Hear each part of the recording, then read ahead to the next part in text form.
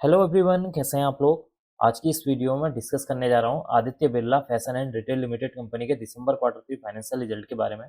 अब आपके सामने है कंपनी का क्वार्टरली रिजल्ट। देखिए, क्वार्टरली रिजल्ट में सबसे पहले हम डिस्कस कर लेते हैं कंपनी की सेल्स के बारे में। और सेल्स को डिस्कस करने से पहले मैं आपको बता देता हूँ कि यहाँ पर जो मैंने ये रिजल्ट ओपन किया हुआ है ये कंसोलिडेटेड रिजल्ट है। यहाँ पर आपको जितने भी ये नंबर या अमाउंट नजर आ रही है ये करोड़ में दी हुई है। और हमें यहाँ पर केवल जो 3 सेक्शन बने हुए हैं उन पर ही फोकस करना है। पहला सेक्शन है दिसंबर 2023 का रिजल्ट। दूसरा सेक्शन है सितंबर 2024 का रिजल्ट। और अभी जो करंट में जो रिजल्ट आया है दिसंबर 2024, इन 3 सेक्शन पे ही हमें अभी फोकस करना है। तो सबसे पहले बात कर लेते हैं कंपनी की सेल्स के बारे में। देखिए, इस क्वार्टर में कंपनी ने 4,305 करोड़ की सेल्स की है। प्रीवियस क्वार्टर में सेल्स देखेंगे तो 3,644 करोड़ थी।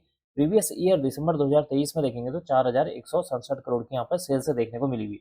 इसका मतलब है कि जब आप कंपनी की सेल्स को year on year wise compare करते हैं तो उसमें अराउंड 3.31% की तेजी देखने को मिली हुई है, जो कि इसके लिए क्या है, एक पॉजिटिव पॉइंट है।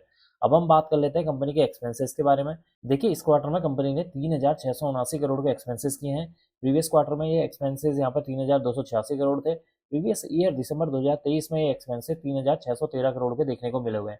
इसका मतलब है कि एक तरफ कंपनी की यहाँ पर सेल्स बढ़ती हुई नजर आई है, तो दूसरी तरफ कंपनी के जो एक्सपेंसेस हैं वो भी यहाँ पर बढ़ते हुए नजर आ रहे हैं। अब हम बात कर लेते हैं ऑपरेटिंग प्रॉफिट के बारे में। देखिए, जिन लोगों को नहीं पता है ऑपरेटिंग प्रॉफिट कैलकुलेट कैसे करते हैं उन्हें मैं बता देता हूँ। कंपनी की जो सेल्स है उसमें से माइनस कर देते हैं एक्सपेंसेस को, तो निकल कर आ जाता है ऑपरेटिंग प्रॉफिट।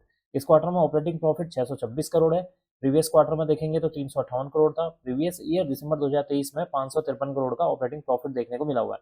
इसका मतलब कि कंपनी के ऑपरेटिंग प्रॉफिट को अगर हम year on year wise compare करेंगे तो उसमें अराउंड जो है 13% की जंप देखने को मिल रही है, जो कि इसके लिए क्या है, एक और पॉजिटिव पॉइंट है। अब हम बात कर लेते हैं ओपीएम परसेंटेज के बारे में। देखिए, कंपनी के ऑपरेटिंग प्रॉफिट को जब हम डिवाइड कर देते हैं कंपनी की सेल्स से, तो मल्टीप्लाई करते हैं 100 से, तो निकल कर आ जाता है ओपीएम परसेंटेज। इस क्वार्टर में जो ओपीएम परसेंटेज है वो 15% देखने को मिला हुआ है। प्रीवियस क्वार्टर में 10% है। प्रीवियस ईयर दिसंबर 2023 में ओपीएम परसेंटेज 13% देखने को मिला हुआ है। इसका मतलब कि ओपीएम परसेंटेज में भी यहाँ पर 2% की जंप देखने को मिल रही है, जो कि इसके लिए क्या है, एक पॉजिटिव पॉइंट है। अब हम बात कर लेते हैं कंपनी के प्रॉफिट बिफोर टैक्स के बारे में। देखिए, इस क्वार्टर में कंपनी का जो प्रॉफिट बिफोर टैक्स देखने को मिला हुआ है वो है 36 करोड़ निगेटिव में। प्रीवियस क्वार्टर में निगेटिव में 278 करोड़ था। प्रीवियस ईयर दिसंबर 2023 में -85 करोड़ यहाँ पर प्रॉफिट बिफोर टैक्स देखने को मिला हुआ है। इसका मतलब कि यहाँ पर जो प्रॉफिट बिफोर टैक्स है, जो निगेटिव जो ज्यादा नुकसान हो रहा था, इस क्वार्टर में जो है नुकसान जो है कम होते हुए नजर आया है। अब हम बात कर लेते हैं नेट प्रॉफिट के बारे में। देखिए, इस क्वार्टर में कंपनी का जो नेट प्रॉफिट है वो निगेटिव में 42 करोड़ है।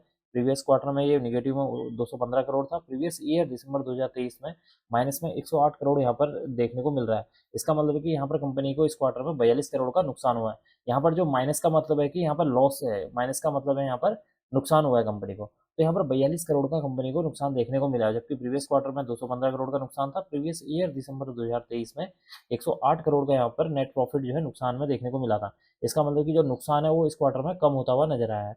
अब हम बात कर लेते हैं एंड में ईपीएस के बारे में। देखिए, इस क्वार्टर में जो ईपीएस है वो निगेटिव में -0.48 पैसे है। प्रीवियस क्वार्टर में 1 रुपये 74 पैसे निगेटिव में था। प्रीवियस ईयर दिसंबर 2023 में 82 पैसे जो है ईपीएस जो है निगेटिव में देखने को मिला हुआ था। इसका मतलब कि ईपीएस में भी यहाँ पर जो गिरावट है वो कम होती हुई नजर आई है। तो कुल मिलाकर देखा जाए कंपनी का जो रिजल्ट है निगेटिव ही देखने को मिल रहा है, क्योंकि कंपनी का जो नुकसान इस क्वार्टर में भी नुकसान हुआ है, लेकिन जो कंपनी का जो नुकसान है वो इस क्वार्टर में प्रीवियस क्वार्टर और प्रीवियस ईयर के मुकाबले यहाँ पर कम होते हुए नजर आए हैं। अब मैं इस वीडियो को यहीं पर एंड करूंगा। उम्मीद करता हूँ कि आपको यह वीडियो पसंद आई होगी। अगर आपको यह वीडियो पसंद आई तो please like share and subscribe करना ना भूलें। Thank you.